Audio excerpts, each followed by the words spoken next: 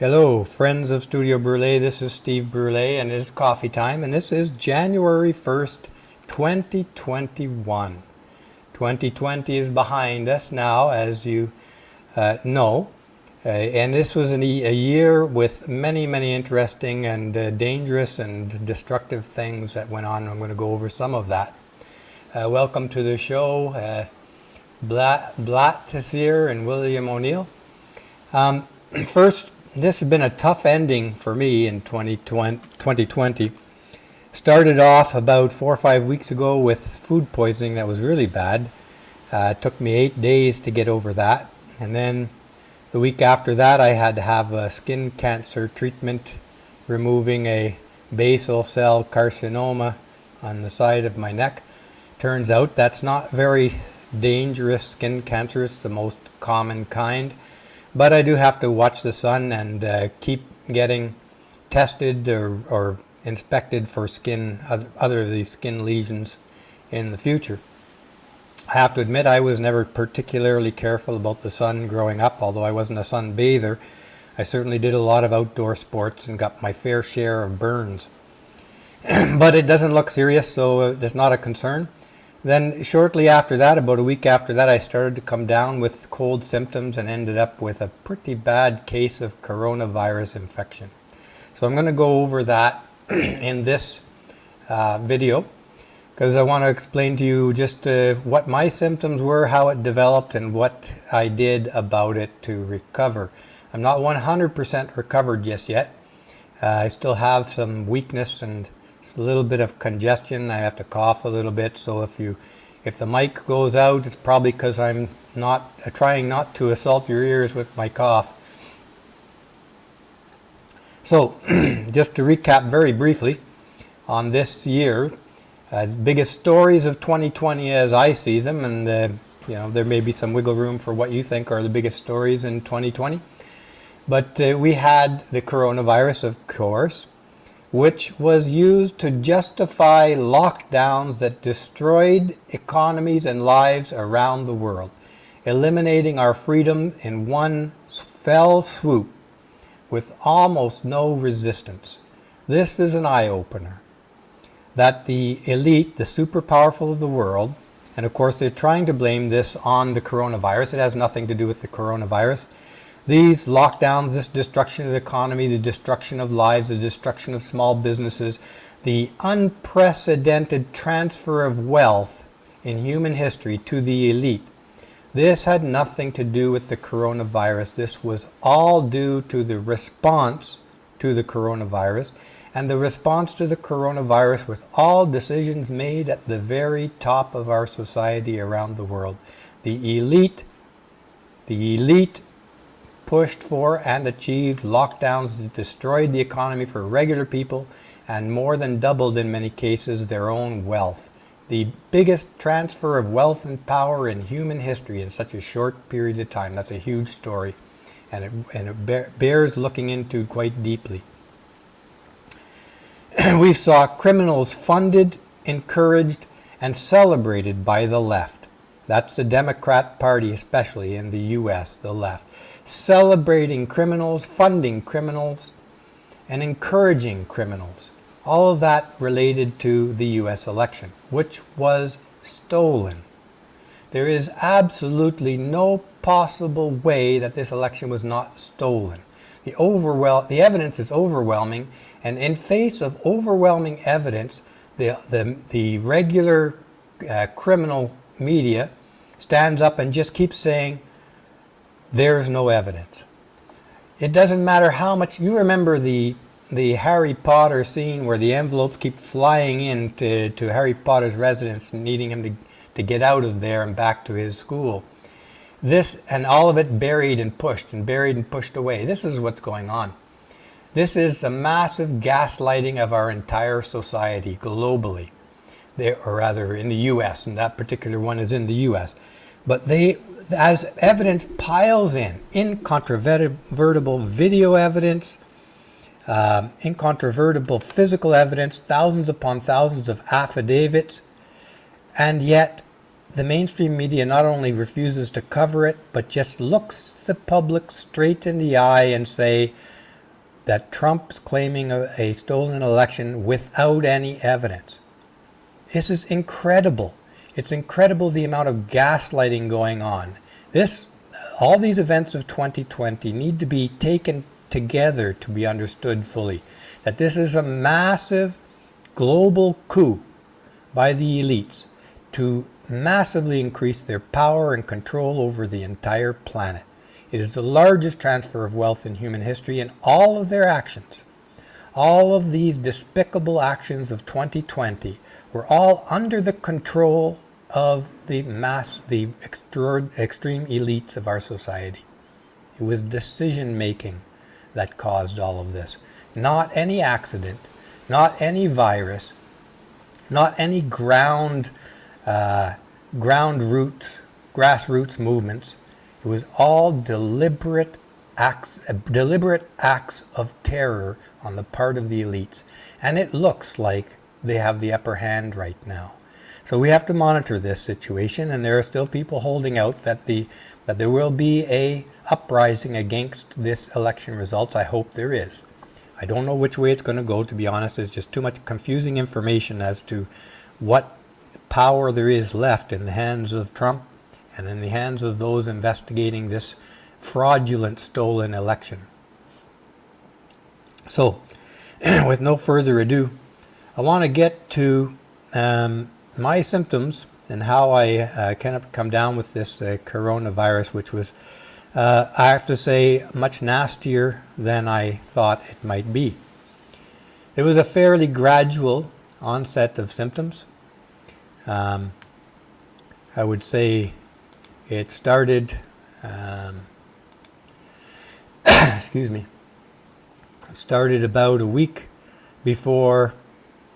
I might have been even a week before I started feeling symptoms when I was infected, because there's no way of knowing. There's apparently a significant incubation period with this virus. I don't know where I got it or how. But in the first week of symptoms, it came on kind of gradually. At first, I just took some ibuprofen and trying to keep my sense of a fever or unwellness away, not thinking much of it. And that went for a few days until I started to feel extremely tired. I ended up sleeping probably 16 hours a day, and then getting a fever, which I could not bring down with ibuprofen or acetaminophen. So that the fever part of it was probably, the fever and tiredness of it was probably one of the early symptoms. And I was still at this point not thinking coronavirus. I was thinking, oh, I've got a flu bug. And I'm in bed, I'm drinking lots of water.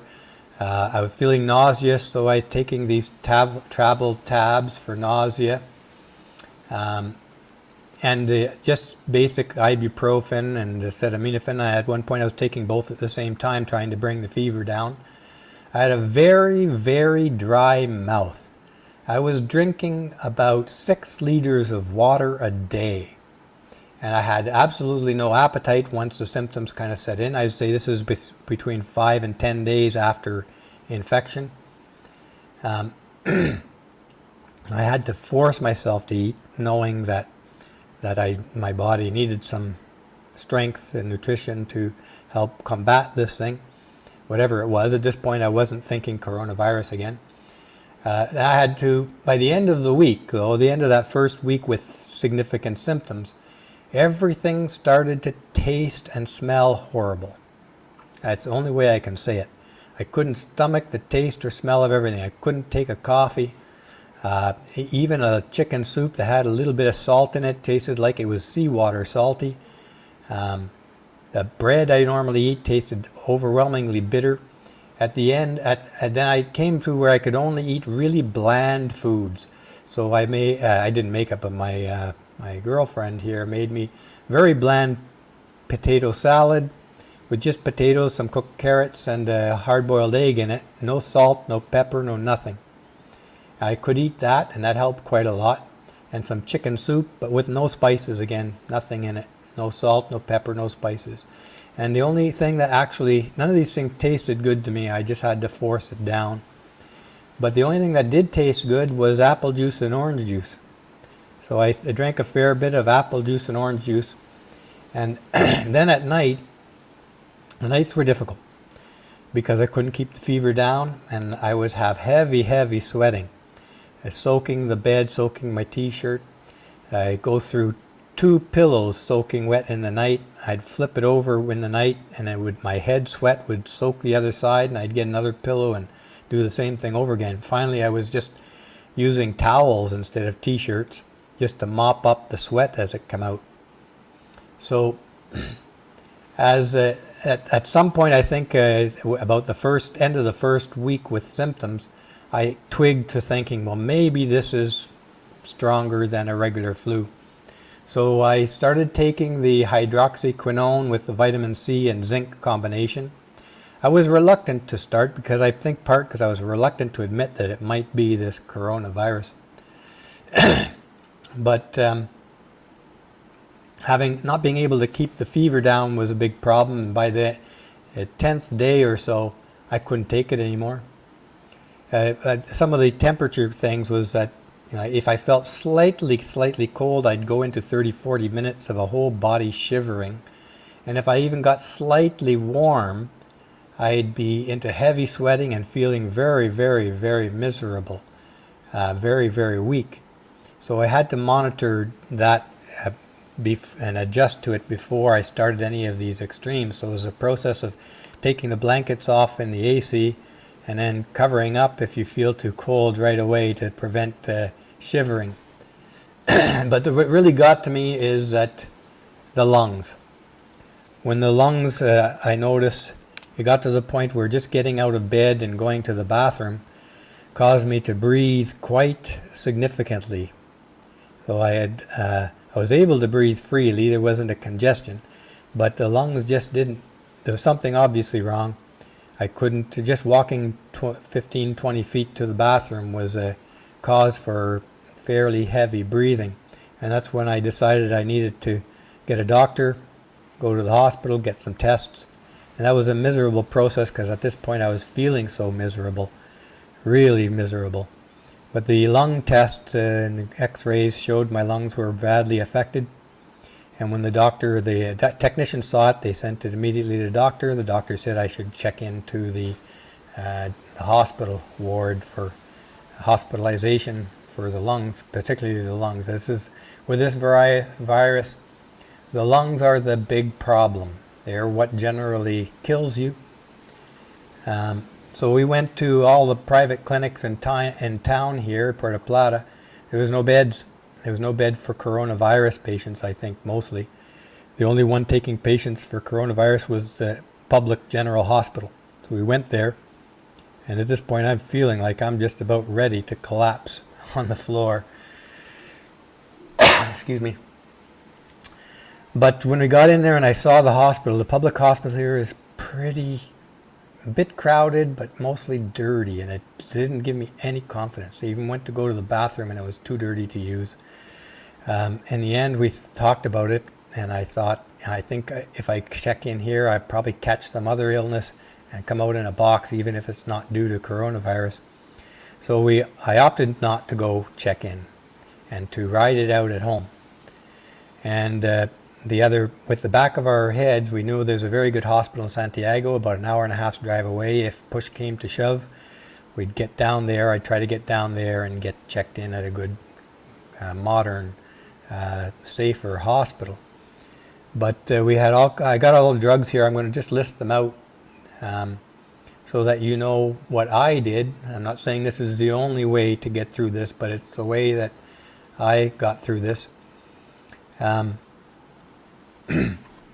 Let me go over the medications that I used here. I'm going to get to some other of the general interest stuff about the coronavirus in the news and so in a second as well. But let me get to this, and I think just want to go over it because this helped me. At least I feel this was what helped me get back into on my feet again. First thing I started taking on my own, this is before seeing the doctor, was this Plaquenil, which is hydroxychloroquine, and vitamin C that has zinc in it. Now, I'm going to mention in a minute just whether there's controversy around this drug, but I did use it. Then this other one here is a general antibiotic. This is in Spanish. It's azithromycin. I think it's just azithromycin in English. It's a general antibiotic because the biggest problem you want to be concerned about with the coronavirus is how it affects your lungs. Because it's the lungs that get you. And my lungs were significantly affected. And the antibiotic is a precaution so that if you get a infection in your lungs while they're that compromised, it could be the end of you. So I started taking the antibiotic, and with respect to the fever, I tried ibuprofen and acetaminophen both themselves and separately and together, and they just weren't controlling my fever. And then I started to get a bad headache. This last one here, Nexar, is actually 500 milligrams of acetaminophen with 30 milligrams of codeine in it. This I took one every 4 hours, and that gives you 3 grams of acetaminophen per day, per 24-hour period, which is the maximum safe dose of acetaminophen. You can push it up to 4 grams a day, but anything over 4 grams is considered dangerous to your liver, and it can actually destroy your liver and kill you on more than 4 grams per day for an adult male of my size. So I stuck to 3 grams per day, which was 6 of these pills once every 4 hours, and the 30 milligrams of codeine that's included in this took away my headache, because at this point I had a bad headache on top of the fever, and the headache was enough to not allow you to rest at all. But I stayed on this stuff for about 4 days straight, and it allowed me to rest and be more comfortable to help recover.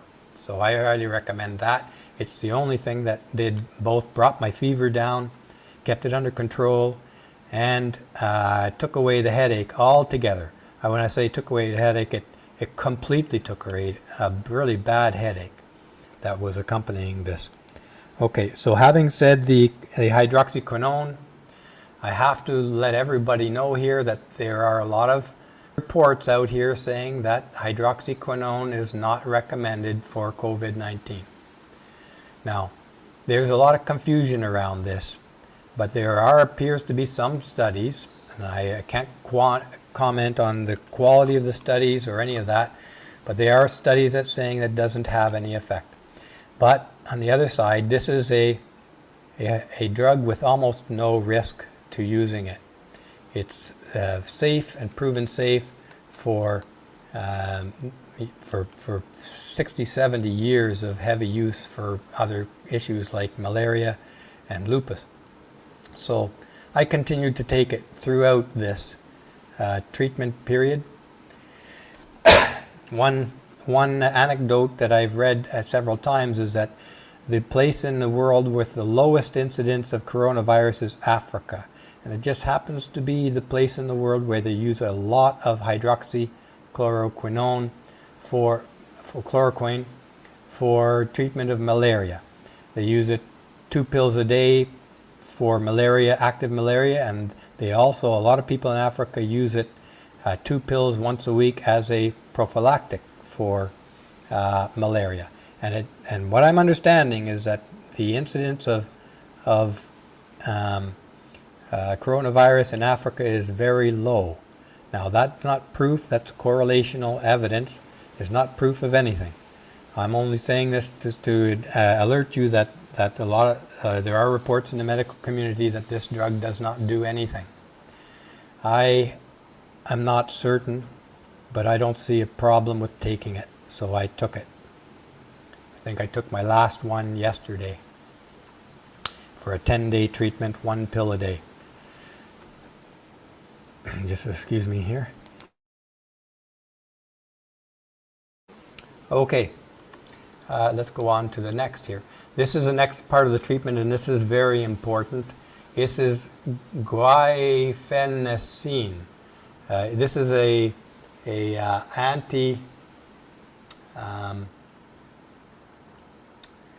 anti-phlegm, or what do you call it, expectorant, an expectorant, which is very important.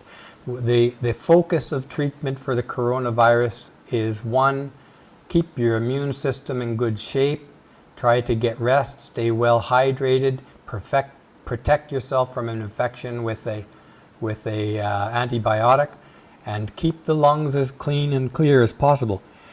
This expectorant helps you to cough out anything that might be building up in your lungs. So I took this religiously throughout the treatment. Let's move it along here a bit. Then this other one here, because I was drinking so much water, I'm talking 6 liters a day, and then on top of that chicken soup, and on top of that juices of various kinds, I felt that and sweating so much, and peeing a fair bit, but mostly sweating, I felt I was at risk of low electrolytes, so I regularly took this electrolyte replacement drink as a precaution. That I think helped me as well. Now there was some nausea associated with this whole process, a fair bit of it, so I took as necessary these travel tabs for anti-nausea.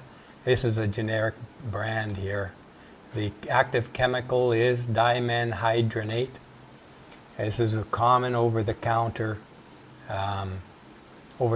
medicine you can get pretty much anywhere. Now, here's some things that I didn't take. And the reason being, this dexamethasone, which is dexamethasone in English, this was recommended to that I take it. They wanted me to take this. I researched it a bit online, which I'll show some of the results in a minute. The reason I didn't take it is that it's known to suppress your immune system. Now, depending on how bad your infection is, that may be good or bad in this disease. In my case, I felt it was a bad thing to do. Now, here is coronavirus. What is dexamethasone and how does it work? It is recommended for coronavirus infection, but not all coronavirus infections. So, it is a steroid that reduces inflammation by mimicking anti-inflammatory hormones produced by the body. Can be a good thing. How does it work? The drug works by dampening down the body's immune system. That's the problem right there. Dampening down the body's immune system. But let's read on. Coronavirus infection triggers inflammation as the body tries to fight it off. And that was probably inflammation in my lungs, which had progressed to quite a long degree, quite a sizable degree. But I was not on oxygen or ventilator. This is an important distinction, as you'll see. Sometimes the immune system goes into overdrive, and it's a reaction that can prove fatal. The very reaction designed to attack the infection ends up attacking the body's own cells. So dexamethasone calms this effect. But let's read the next bit of that article. It is only suitable for people who are already in hospital and receiving oxygen or mechanical ventilation, the most unwell. Now, I didn't feel, they wanted me in the hospital, but I don't know if they would have put me on oxygen or not. Excuse me. But I decided that the immune system suppression aspect of this did not look very good to me. Now read the second paragraph with me here. The drug does not work on people with milder symptoms because suppressing their immune system at this point would not be helpful. I judged myself to be more in this category than in that category. So I bought the drug, I have it here, but I didn't use it. I kept it in my back pocket in case I felt things getting worse. Now, how effective is it? According to the scientists who carry out the trials, 1 in 3 deaths could be prevented among patients on ventilators. For patients on oxygen, it could prevent 1 in 5 deaths. Those are significant results, for sure. But I was not on oxygen or a ventilator. Here, the last statement is important. There was no significant benefit for patients who were not receiving respiratory support. And since I may have been close to needing support, but it never materialized fully. So I was not in that category, so I did not take that drug that they suggested. Now, another drug they suggested for me for fever here that I did not take is neomelubrina, and when I couldn't get the fever down, but I did end up getting the fever under control with that 500 milligrams of acetaminophen and 30 milligrams of codeine. This is a banned anti-fever, antipyretic drug in the US. Now this survey here, which I read before, I took one of those drugs before I thought, I don't know this drug. I do have it here. I took one pill and then I thought, I better research this. And what it is, its problem with it is that it has been associated with agranulocytosis. It is banned in the United States but available in Mexico and obviously in the Dominican Republic. Probably a good antipyretic, but agranulocytosis, also known as agranulosis or granulopenia, is an acute condition involving severe and dangerous lowering of the white blood cell count, or leukopenia, most commonly of neutrophils, and thus causing a neutropenia in the circulating blood. It is a severe lack of one major class of infection-fighting white blood cells. People with this condition are at a very high risk of infections due to their suppressed immune system. Again, when I read that, I thought that could make things a lot worse if I was unlucky enough to develop that condition using that drug. So I didn't take any more chances with that drug. Okay, so there's a little more information at the bottom. So those are two drugs that I refused to take that were prescribed to me. Now let's going forward. In spite of the fact that some medical reports are suggesting that hydroxyquinone has no significant effect in treating the coronavirus, I think most of those are in treating severe coronavirus. I may take one hydroxyquinone per week as a prophylactic going forward. One per week is a harmless dose by any measure, and there have been some anecdotal reports that this could help beat off the infection before it takes hold in your body. I'll take also vitamin C with zinc, vitamin D, E, and B12. B12 for other reasons, because I was once found to be low in B12, which caused me very low in energy. I think that the main thing you want to do is make sure that you give your immune system every bit of chance to be robust all the time. Keep your immune system robust, which means getting a little bit of exercise outdoors, I think, is best. Keeping your vitamins and eating habits good, keeping well hydrated, all of these very basic standard healthy behaviors. I'm going to say also is that I'm not going to take the vaccine in spite of all of this. I think, excuse me, not going to even consider taking this vaccine until I've seen a lot of actual data showing both its effectiveness and its safety. This is a problem with the authorities today. They are acting as if the coronavirus is your only risk in life, the only risk facing individuals and humanity today. It is not. There is no risk-free road forward for anyone at any time, anywhere in this world. All decisions you make, whether to take a vaccine or not take a vaccine, they all have risks associated with them. Everything has a risk associated with it. There's a risk to taking the vaccine. There's a risk to not taking the vaccine. Okay, so there's no risk-free move forward. And this is very contrary to what authorities are trying to imply. And they use this to control you. The lockdowns are based on this very same principle, as if the only risk to you is coronavirus in life. And yet we are seeing suicides, depression, loss of businesses, all kinds of violence, all due to these lockdowns, and they're just ignored. We're seeing scheduled surgeries not being done, life-saving surgeries, and people dying from it. All because the authorities keep you focused on only one risk, the risk of the coronavirus. It's a lie. All roads, all decisions, everything you do in life carries with it some risk here or other. So you have to, as an individual, assess your own risk tolerance, your own situation for what you can handle in life, and make your choices intelligently, knowing that no matter what choice you make, you're going to be accepting some risk for that choice. Now, for me, the vaccine comes with both known risks and unknown long-term risks. This thing has been rushed out, and we're seeing reports of this palsy on the face. I forget the name of it exactly. We saw a nurse pass out.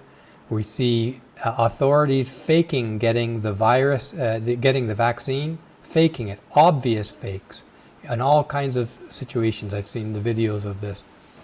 So the authorities are tricking us. One of the things that comes out strongly in 2020 is that the authorities in place around this world, from the World Health Organization to the CDC to the UN, they are not honest with us. They are manipulating us. We can't trust them. We have to do our own investigations into what they're saying and claiming. They have an ulterior motive. So the vaccine comes with risks, and not taking the vaccine comes with risks. So I'm going to get into that in a minute as well, just what those risks are, because there is some information out there. Let me push forward on just give me a chance to finish up this little bit of information. There's another situation here. One, it depends who you are with this coronavirus. I'm 61. I sit on the edge of where the risk for coronavirus bad negative outcomes starts to creep up. I judged myself to be in pretty good health, and since being just on the edge, I also considered that in my decision that I'm not going to take the vaccine. The risk of dying, first of all, your risk of getting the coronavirus, let's put some numbers to it just for argument's sake, is maybe 10% to 20% that you might get this virus. And if you get it, the risk of you dying from it in my age category is probably 0.5%. I'm just pulling numbers out of the air, but this is just for ballpark, getting a sense of the issue. So 0.5% of 10% is approximately 0.05%. So if you're in my category, the death, the most extreme outcome of the coronavirus, comes with about a 0.05% risk if you don't take the vaccine. Now, the incidence so far, I think there's 10 million doses of this vaccine put out, if my memory is right in reading this. The incidence of negative health outcomes is 3% from the vaccine, and that includes people who are in extremely low risk of having any outcome from this virus. Includes those people, sort of say, let's take a 35-year-old person in perfect health with no other illnesses. Their chance of contracting and dying from the coronavirus is virtually negligible. But that same person has a 3% chance of a negative health effect from taking the vaccine. So that is thousands of times higher risk than the coronavirus for that person. Now, if we switch this over to somebody in their 70s or 80s with kidney or heart or lung problems, then the risk profile switches quite dramatically, I would think.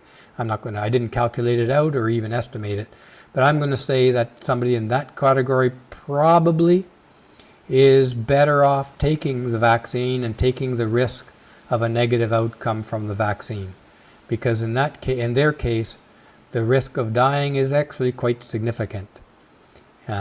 So those, you're going to have to assess, each of us are going to have to assess which risks category we individually live in, and make your decisions accordingly. But there's more to consider here. There's a new treatment for coronavirus on the horizon. It's being tested, and it's been very positive results. I'm going to go over that in a minute. It's called ivermectin. You've probably heard of it. The predictions are that it'll be authorized for use for coronavirus in the spring, which is only 3 or 4 months from now. And being a drug, and it's a drug that is being repurposed. It's a drug whose negative side effects are well understood and is generally considered to be safe to take. Now, it can be repurposed. If it's repurposed for coronavirus, we already know its safety profile. And by the end of the testing period, we'll know its effectiveness in treating the coronavirus. So this is a very big sign for hope, and it doesn't require you to take a vaccine which has unknown long-term effects. A drug like ivermectin will clear out of your body without any further effects within weeks. A vaccine will not. The vaccine will have potentially, I'm speaking potentially because nobody knows, because the vaccines have not been in the wild long enough to have long-term tests on large populations.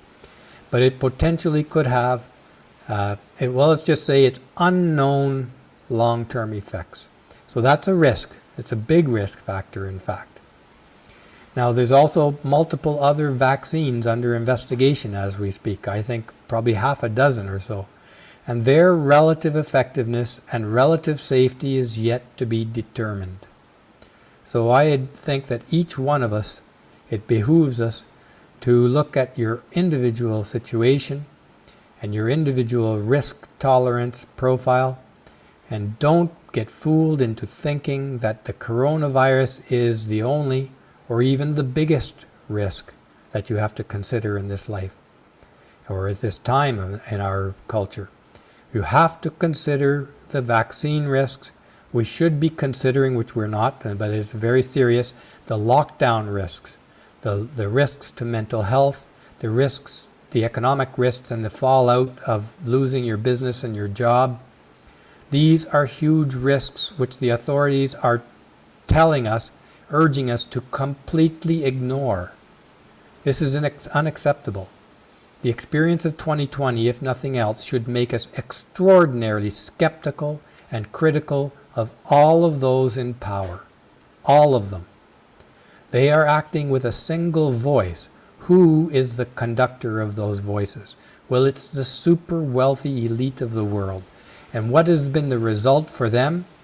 More than double their wealth and power in the world, while the rest of us are crushed. And this was predictable even by a grade school student a year ago. There is no way that these elites who pushed for these exact outcomes didn't know what they were doing and don't know what they're doing. They're not acting in our interests. They're acting in their own greedy, selfish, psychopathic interests. So, having said that, I'm going to move on to my next session. We're going to go over some of the next segment here. I'll go over some of the current developments. At first, I want to talk about conspiracy theories. Anytime somebody today tries to explain our current events, they are accused of being a conspiracy theorist. If it deviates even a tiny little bit away from the approved authorities' interpretation, this is despicable. This is a tactic to deflect criticism being used while they cram through their agenda right around the world. Here we see the cow pointing to the meat packers and everybody calling him a conspiracy theorist. That's me right there. I will gladly take on the accusation of being a conspiracy theorist, to try and sort out what's really going on. Because if we've learned nothing in 2020, we've learned that the fake news controlled by the elite is lying to us, tricking us, deceiving us, manipulating us. They cannot be trusted in any manner. So, being a conspiracy theorist is a badge of honor in 2020 and 2021. It is a badge of honor. It means I'm not letting them fool me. I'm going to continue to pry below the surface of what I'm being told by this mainstream lying fake news media. Let's move forward a little bit here. I came across this article and I highly recommend you read it. How the CIA invented the term conspiracy theory to discredit you. This is being used, this entered into our lexicon about 50 years ago, roughly, I think, and we'll get into the article. This article came out February 28, 2018. Conspiracy theory label was conjured up by the FBI to be an effective and easy way to get the public to dismiss criticism of, not the FBI, the CIA, to dismiss criticism of the CIA and their official storyline. Let's have a look into this article a little bit here. Read with me from the top. According to Zero Hedge, the term conspiracy theory was created by the CIA in 1967 as a way to discredit anyone who dared to challenge their official version of the truth. Now, folks, how much credibility for truth does the CIA have? This is an organization whose entire purpose is wrapped around lying and deception and misdirection. And conspiracy theory is a term they used to misdirect. Let's read on. Reading from the top. It seems that the conspiracy theory CIA brainchild was first revealed in a 1976 dispatch. About a decade after they created the term, it was revealed, I think, unintentionally, in a 1976 dispatch from the CIA. This communication was marked Psych and CS. The Psych abbreviation referred to psychological operations, or what is better known in the modern world as disinformation. Disinformation. Fake news. CNN. All of those people are involved in this. The CS was the abbreviation used for their clandestine services unit. Everything about the CIA is clandestine, and almost everything about the CIA is disinformation. And so they needed this term conspiracy theory and conspiracy theorists to get the public to sneer at those people who deviate from the official storyline being fed to them by the CIA and the mainstream media. Reading from the top. Just give me a second to have a little sip of coffee here.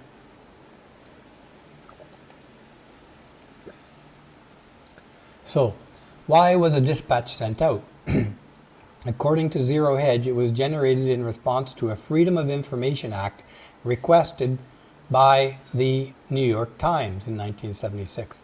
I think the CIA has probably bought the New York Times by now, but it may have been different back then. The dispatch first discussed how concerning this trend of requests was to the organization as well as the U.S. government.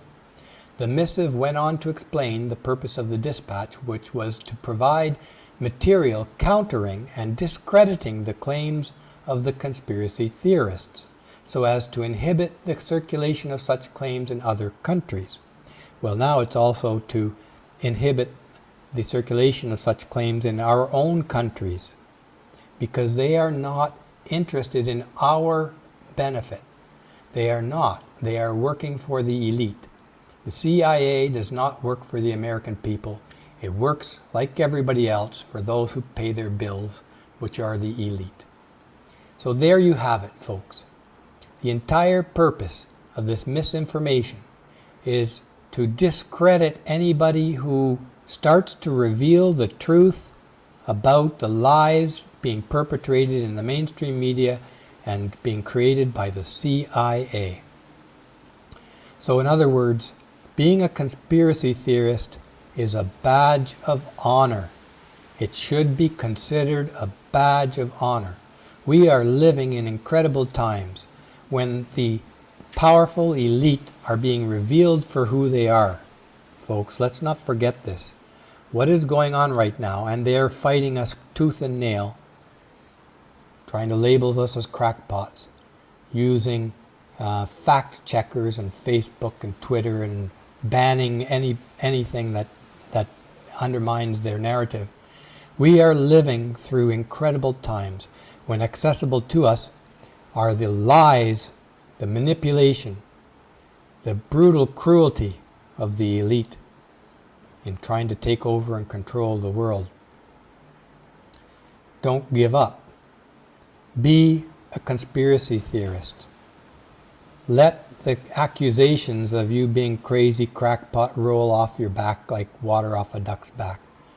Because the one thing we've found with absolute certainty in the last 2020 especially, and in years before, is that the mainstream media are liars. They're fake. They're pumping a narrative down our throats. That narrative benefits only the elite of the world. The CIA is complicit. All of the authorities in place, they've been in place for decades. They are our enemies. Be a conspiracy theorist. Question everything. Question stuff you hear from other conspiracy theorists as well. Just because you're a conspiracy theorist does not mean that all conspiracy theories are true. This is a problem we're going to have to live with forever. We're going to have to uncover every topic. The topic that interests you is one you should review. But 2020 has revealed to us just the degree to which the elite will manipulate the narratives for power. And they successfully, it seems, it's not over yet. There's still a hope that the people will rise up against this fraudulent, stolen election. And make no mistake about it, this was a fraudulent, stolen election, like no other in the history of the first world. So let's move forward a little bit here. From that same article, to continue on. If there wasn't any discussion already taking place, then the question of it being a conspiracy wasn't to be brought up. Only where a discussion was underway was the conspiracy question to be inserted and used to create doubt. There you have it, folks.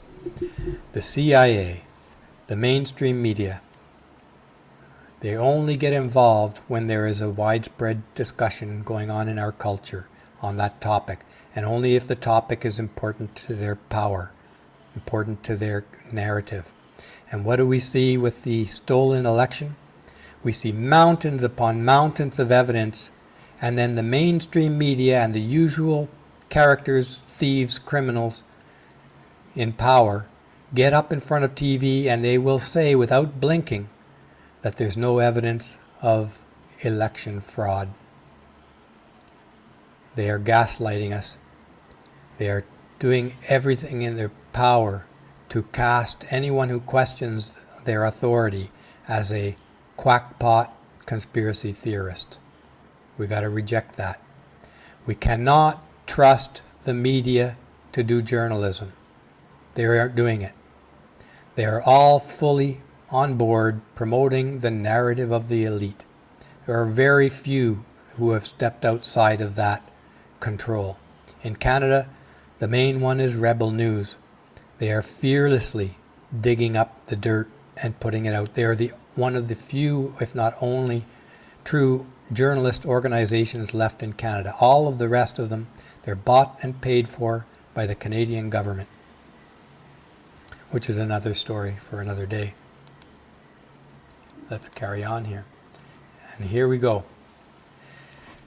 Reading from the top. Goldstein. The UN climate report reveals goals of Trudeau's Great Reset. They are using the coronavirus to push forward a Great Reset. The Great Reset being the climate change reset, the socialist, globalist reset that they've been trying to do for 30, 40 years, unsuccessfully because the public wasn't sufficiently afraid. Now they destroyed the public by lockdowns. They destroyed the businesses. They're making everybody in the countries dependent upon the government and upon global corporations.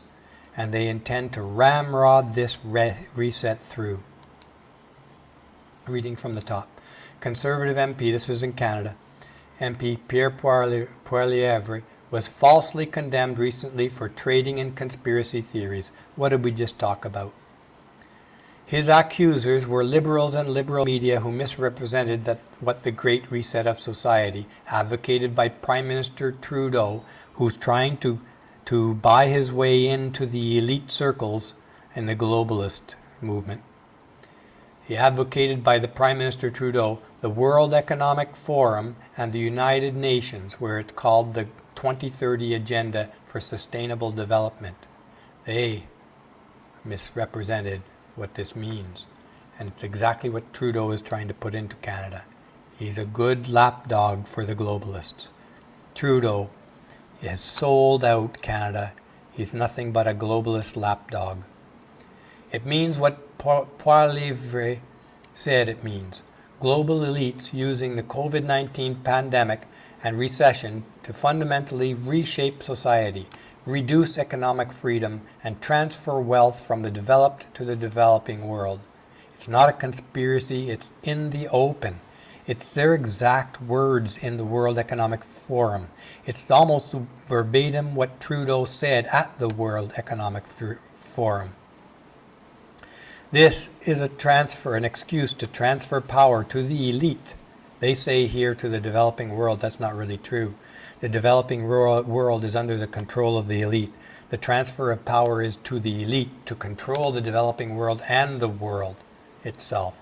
This is globalization. And this coronavirus, I need to repeat, did not cause any of the economic problems. It's not the coronavirus. It's the decisions of the elite to lock down and destroy the economies of the world that caused all, let me repeat that, all of the problems we are seeing. They did it for a reason. It was predictable. It transfers the wealth and power into their hands. These are brilliant economic thieves. They know what they're doing. They would not have done this if they didn't know it would benefit them. Let's read on.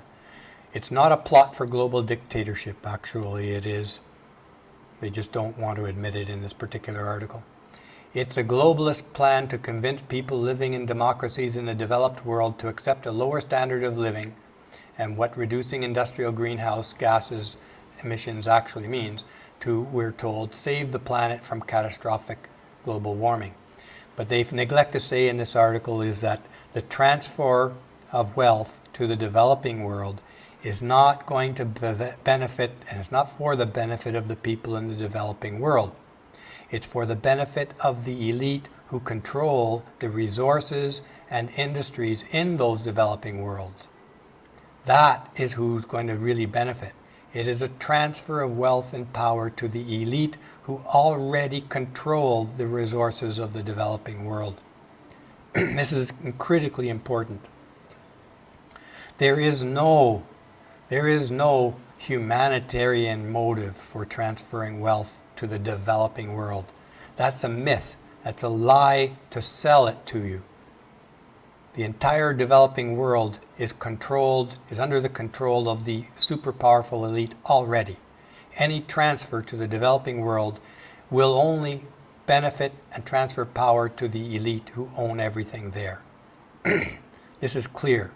We saw it in Haiti with the Bill Clinton Foundation funds, sending millions upon millions of dollars so-called to go there. And what did they build? 4 little houses. The rest of the money went back into the hands of the Clintons and their foundation.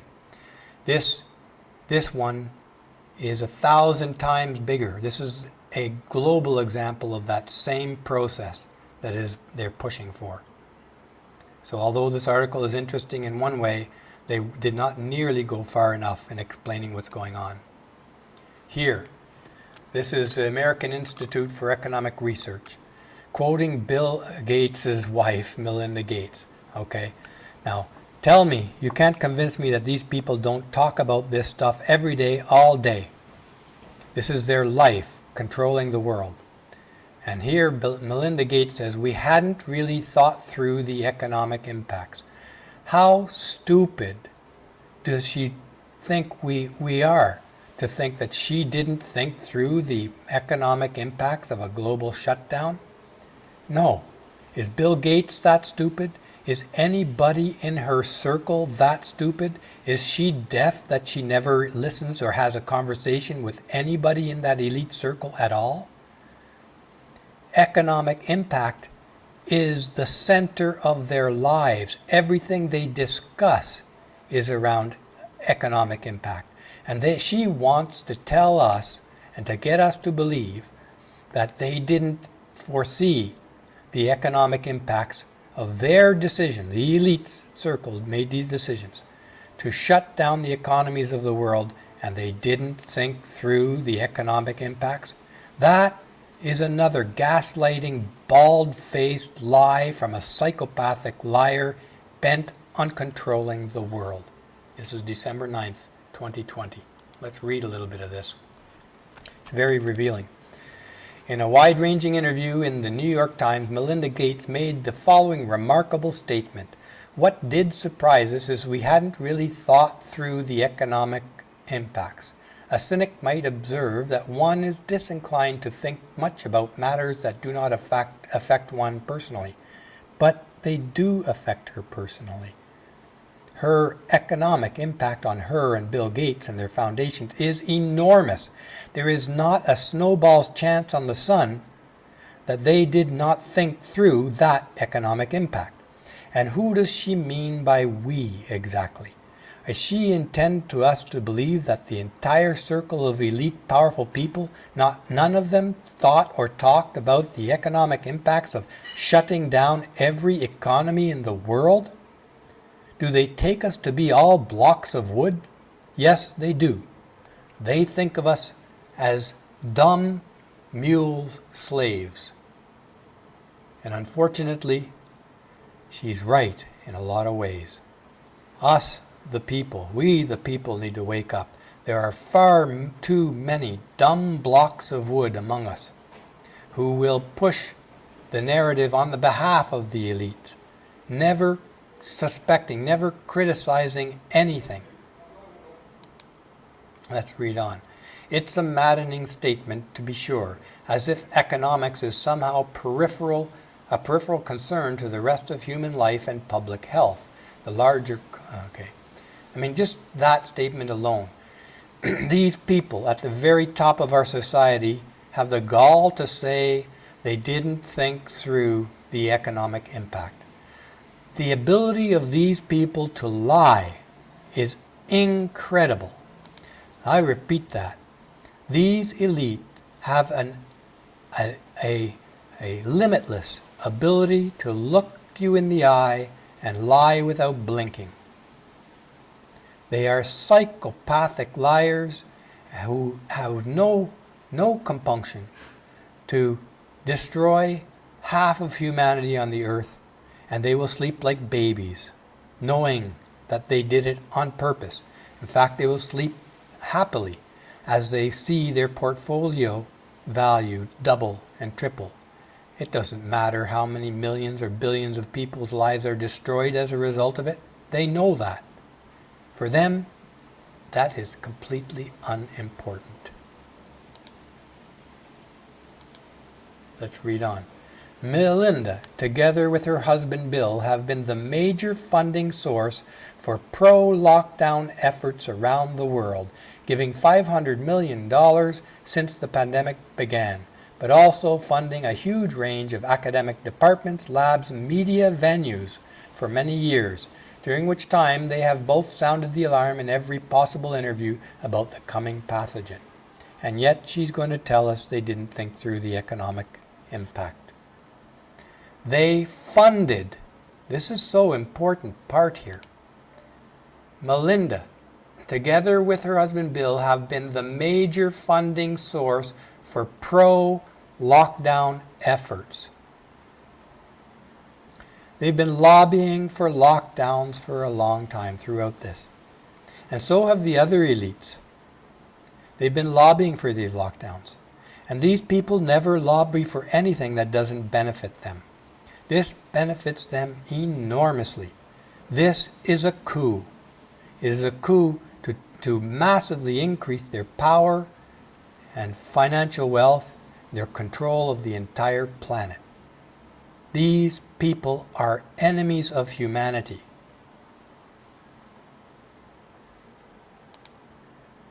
Let's move forward. She doesn't say that outright, but, reading from the top, like many articles in the mainstream press over this year, she's very carefully crafts her words to avoid the crucial subject of lockdowns as the primary cause of an economic disaster. That's right. All of these elites are avoiding this topic like the plague. They're very extraordinarily careful with their wording. These are smart people, folks. They're extremely smart. Let's read on. It's possible that she actually believes this virus is what tanked the world economy on its own, but that is a completely unsustainable proposition. Well, this author is giving her way too much credit. It is only possible that she actually believes that if she is a complete and utter brain-dead moron with not a single functioning brain cell in her brain.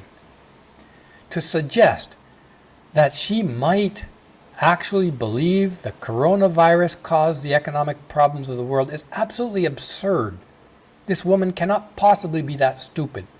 She being in the room with any of the people, the elites that are in her circle discussing this, would know in no uncertain words, even if she knows nothing about economics, nothing about viruses, nothing about the world, she would know that it is the lockdowns, it is their decisions, it is the reason why they funded and promoted and lobbied for lockdowns. The very reason they put $500 million in there is to get billions upon billions of dollars back, because they know that the devastating economic effects of these lockdowns is going to play into their hand handsomely. Don't let these people get off the hook with pretending to not have seen this coming. I saw it coming, and I'm not an economist. Everybody who could think saw this coming.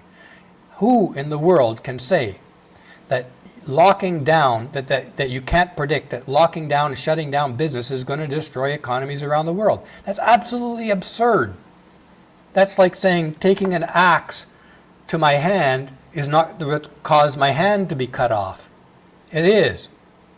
You cut off your hand with an axe, well, using an axe to cut off your hand is what caused it. I can't even believe that they're insulting us with these kinds of claims. Let's carry on with this coronavirus thing and their control of the world. Here, this article, CNBC, yes, your boss can fire you if you refuse to get COVID vaccine. They are making this mandatory for one reason alone, and it's the same reason why they are claiming that they funded for the lockdown and claiming that it was the virus that caused the economic problem, because they want their money back. They funded these lockdowns because they want to profit from these vaccines. They are lobbying all of the leaders. They are lobbying all of the political leaders, all of the decision makers. They're pulling strings like crazy to make this vaccine to be mandatory, force people to take it, because they have billions upon billions of dollars to steal by doing this. This is a coup for power and wealth that we're seeing right before our eyes. And here, you can lose your job if you don't accept the vaccine. Companies are considering a compulsory COVID vaccination requirements as a condition of employment. Under the law, an employer can force an employee to get vaccinated, and if they don't, fire them. This is a Dallas labor and employment attorney. Imagine that, folks. We are being so destroyed, so controlled, treated like cattle, not like human beings. Our freedoms are being taken away from us so fast it makes your head spin. And there's almost no resistance to it.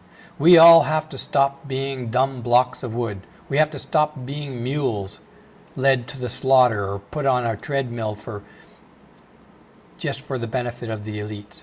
This is craziness. This is not a free human life. Here, Cornell, vaccine mandate only applies to white students. December 8th, Cornell University. They are only going to demand that white students get it. Why is that? Because they're all afraid of the BLM people. One of the amazing things we learned reading from the top in 2020 is that the novel coronavirus can't infect people who attend Black Lives Matter protests. Science. It's a good bit of sarcasm there. Didn't we see that in spades?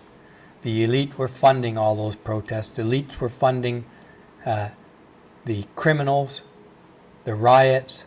They're funding all of the nasty stuff. All of this related to preventing Trump from being elected. Reading from the top. The Ivy League school offers a race-based exemption from its new mandatory flu shot, requiring only white students to get immunized before returning to the area. Incredible. White people should rise up. Imagine if any other race was targeted like that. Here, effects from this not fully tested vaccine. And again, one of the reasons why I'm not going to take it, and I'm just recovering from the coronavirus today, and I tell you this, I still wouldn't take it knowing what I had to go through. We don't know enough about this vaccine. 4 volunteers, and this is very early on, December 9th, 2020, and there's more examples of this since then. This is almost 3-4 weeks old. 4 volunteers developed facial paralysis after taking Pfizer's COVID-19 jab, prompting the FDA to recommend surveillance for cases. This is an example of why full testing is required and why you should be very cautious about taking any vaccines that aren't well established. Reading onwards. According to the documents, Bell's palsy, this is the one that causes half your face to go paralyzed, a form of temporary facial paralysis, was reported by 4 participants during phase 3 trials. The individuals had been administered the jab, and no members of placebo group experienced a similar adverse effects. So we're seeing, and this is early on, phase 3 trials, okay? And we're seeing many more adverse effects coming out from this vaccine. Again, I say to you that I am not going to take this vaccine. This thing is not safe yet. We don't know enough about it. Reading onwards. Oregon. Segregated COVID relief fund is blatantly unconstitutional. It's incredible what's going on in our society today. All of this comes back to the leftists and their intersectional, feminist, critical race theory crap. Maria Garcia applied for aid and was denied simply because she doesn't identify as black. Of course, this is up in Oregon, where the lefties are in total power and they're completely insane. The state of Oregon, hoping to strike a blow against both the pandemic and systemic racism, quote, has established a COVID relief fund exclusively for blacks and black-owned businesses. The Oregon Cares Fund website accurately describes the program as unprecedented. Yeah, it is also surely unconstitutional. But this is what we're seeing throughout the Western world today, folks. The absolute abandonment of principles of equality in favor of so-called equity, which ultimately is bigotry and racism. This is bigotry and racism in no uncertain terms. It doesn't matter what race you are when your business was destroyed by lockdowns and coronavirus crap. And yet, there is a class of people who deserve help and a class of people, namely white, who don't deserve help in our culture today. This is unacceptable. Reading onwards here.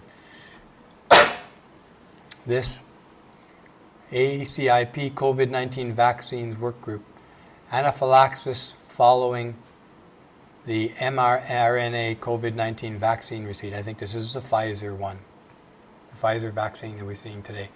And we saw that woman faint, that nurse who fainted shortly after getting the virus. And we're seeing all kinds of high-powered officials pretending on camera to get the virus when it's obviously fake. We saw one video where they didn't even bother to push the plunger in.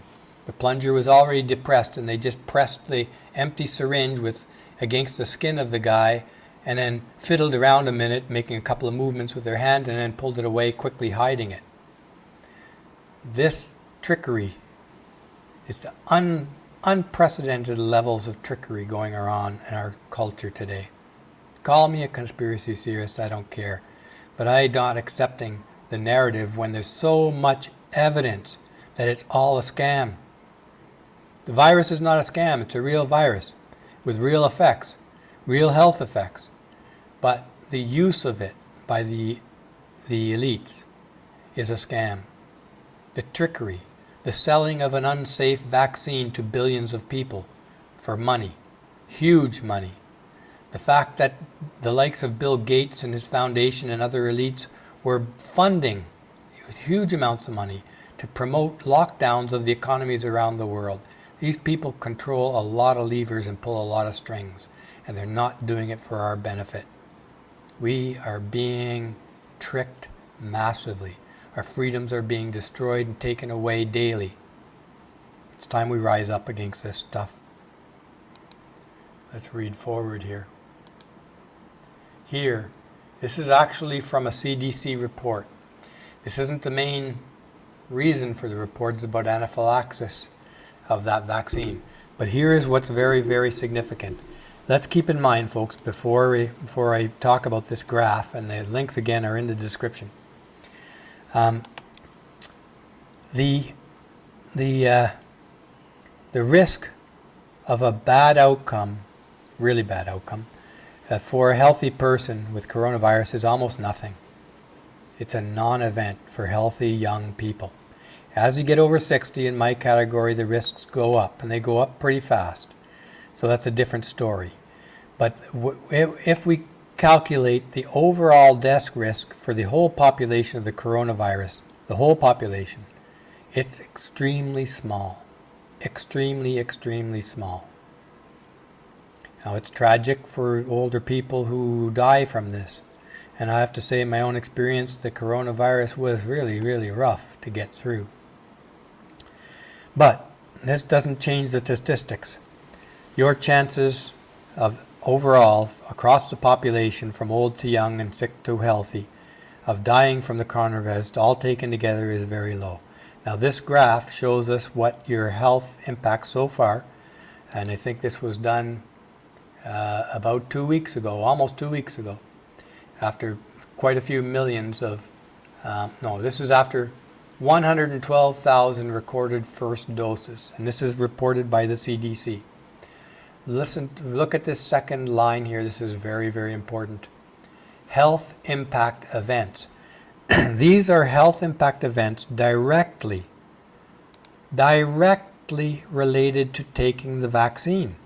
Okay? And now this vaccine is not given to just the older group or people at risk.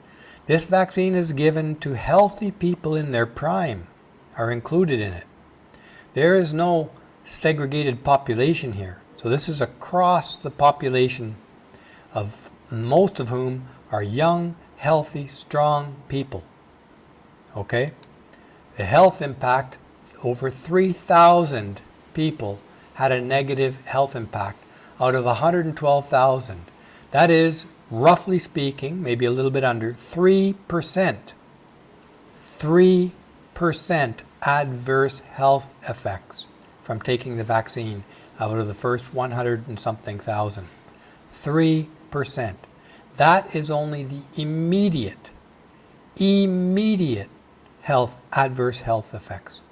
So there we know, we have a data point here, that 3%, folks, to put it in perspective, is about 1 out of 30 people, or 1 out of 35. Let's say it's 1 out of 35 people. If you know 100 people, 3% means you will know 3 people. If you know 100 people who takes the vaccine, you will know 3 people who have an adverse health impact directly related to taking this vaccine. Okay? Now I'll say that if you know 100 people, you may know 10 or 20 who got the virus. And I'll bet you not one of those 10 or 20 people that you know who had the virus had a rough time of it. Because the percentage of people who have a rough time of it in the healthy population is way less than 1%. So you can know 100 people who get the virus, recover it as if it's a non-event. But if you know 100 people who take the vaccine, there will be roughly 3 who got a negative health impact. And read the fine point here of this health, what that means. Unable to perform normal daily activities, unable to work, required care from a doctor or healthcare professional. That's pretty serious. That's pretty serious. Because if you know 100 people who got the coronavirus out of a healthy population, the full population, the chances are that none of them had to do any of this. None. 0. So, and that is just the initial reaction from the first dose. This tells us nothing about the long-term risks and adverse effects of taking this vaccine. This thing is not tested. And remember, there is no risk-free road forward for anybody. Nobody. You choose to take the vaccine, there's a risk. You choose not to take the vaccine, there's a risk. Okay? So choose wisely and keep these things in mind. That vaccine, which is a mRNA piece of DNA material related to that, this could linger around its effects in your body for years. And we're not going to really know the long-term effects of this vaccine. Maybe never. Or maybe in a year or 2. But we'll know more in the months coming. And keep in mind, there are other solutions on the horizon for this coronavirus. Be skeptical. That's all the official stuff that I have for today, I think. Yeah. So, I want to remind you folks that the elite are devious. 2020 has revealed the extent to which they will go to multiply their power and fortunes in the world. They are literally willing to destroy the economies of the world and the people in it in order to expand their power, their reach, their wealth. Bill Gates and his friends lobbied for these lockdowns. They did not do it without predicting the consequences of economic destruction. They did that with it in mind. They did that because they wanted this destruction. They did that because they wanted to force the people in the world to buy their vaccine, in Bill Gates' case. But more importantly, they are in a coup to massively expand their power and control over the entire planet and everybody in it. And they do not care one bit about how many people or how much damage they cause. They don't care. So protect yourself. And as I like to say, folks, first I would like to acknowledge we had a generous donation come in here from Albatross Flight.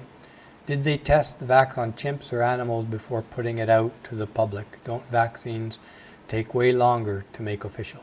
Yes, I think a normal vaccine, Albatross, thank you so much for your contribution to Studio Brûlé.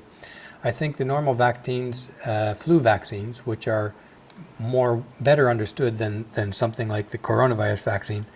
These typically take a year and a half or so, I think, to develop and go through. They're more well understood than this particular vaccine, but I'm not sure on that. There was a test on, I forget the animal they used. I think we covered it in a previous video, but an animal that has similar responses to human beings, something like a ferret or something like this. I can't remember, but if somebody knows, write it in the description. But in any case, I like to remind folks there, every day, do something you love, and if you don't have something you love to do, find something you love to do and do it every day. Regardless of how bad things get, this is your life. You're living it now, and you have a duty or a responsibility or a right, if you will, to enjoy that life every day in some manner.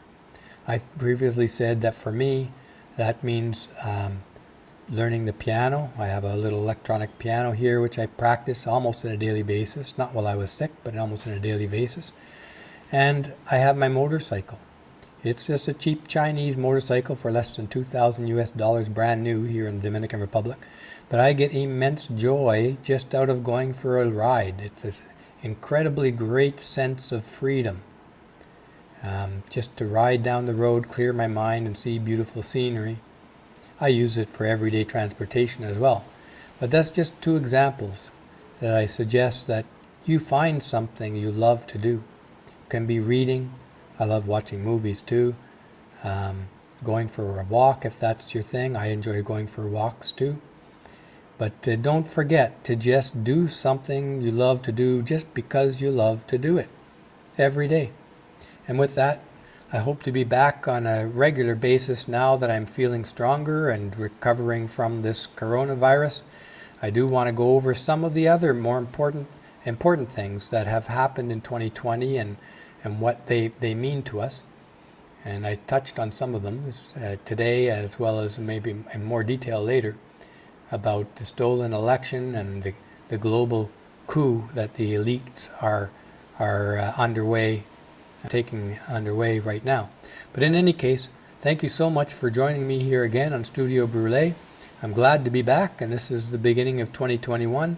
I hope 2021 is a year when people stand up for their freedoms, stand up for their freedom of speech, for basic principles of presumption of innocence, and stand up and oppose the bullies, these elite thugs that are trying to destroy our lives and our freedoms.